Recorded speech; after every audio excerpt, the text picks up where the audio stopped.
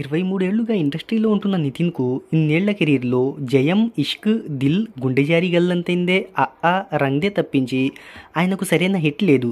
నిన్నగాక మొన్న వచ్చిన హీరోలు 100 కోట్ల క్లబ్లోకి అడుగు పెడుతుంటే నితిన్ మాత్రం 50 కోట్ల క్లబ్లోకి కూడా అడుగు పెట్టలేకపోతున్నారు. ఇక ఇప్పుడు లేటెస్ట్గా రాబిన్హుడ్ అనే చిత్రంతో ప్రేక్షకుల ముందుకు వచ్చారు. ఇక ఈ మూవీ మొదటి రోజు కలెక్షన్ల వివరాల్లోకి వెళ్ళబోయే ముందు ఒక చిన్న రిక్వెస్ట్, మన ఛానల్లోని వీడియోస్ చూసి నచ్చితే సబ్స్క్రైబ్ చేసి లైక్ కొట్టి షేర్ చేయండి.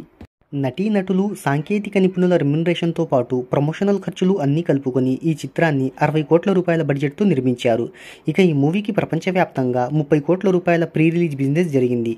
ఈ చిత్రం లాభాల్లోకి రావాలి అంటే 35 కోట్ల రూపాయల షేర్, 70 కోట్ల రూపాయల గ్రాస్ వసూలను రాబట్టాలి. మార్చి 27న ఈ చిత్రానికి అమెరికాలో కొన్ని ప్రీమియర్స్ అనేవి పడ్డాయి. ఇక ఈ చిత్రం తొలి రోజున మార్నింగ్ షోకు 19.62% ఆక్యుపెన్సీ, మ్యాట్నీ షోకు 21.84% ఆక్యుపెన్సీ అనేది నమోదైంది. ఇక ఫస్ట్ షో, సెకండ్ షోకు కొంత మేరకు పుంజుకుంది. ఇక ఈ మూవీ తొలి రోజున ఇండియన్ బాక్సాఫీస్ దగ్గర 1.20 కోట్లు, ఇక ప్రపంచవ్యాప్తంగా 3 కోట్ల ఓపెనింగ్స్ని రాబట్టవచ్చని ట్రేడ్ వర్గాలు భావిస్తున్నాయి. ఇక ఈ మూవీకి మోహన్ లాల్ L2, విక్రమ్ నటించిన వీరధూర శూర, మ్యాట్ స్క్వేర్ చిత్రాల నుంచి గట్టి పోటీ అనేది ఎదురవుతుంది.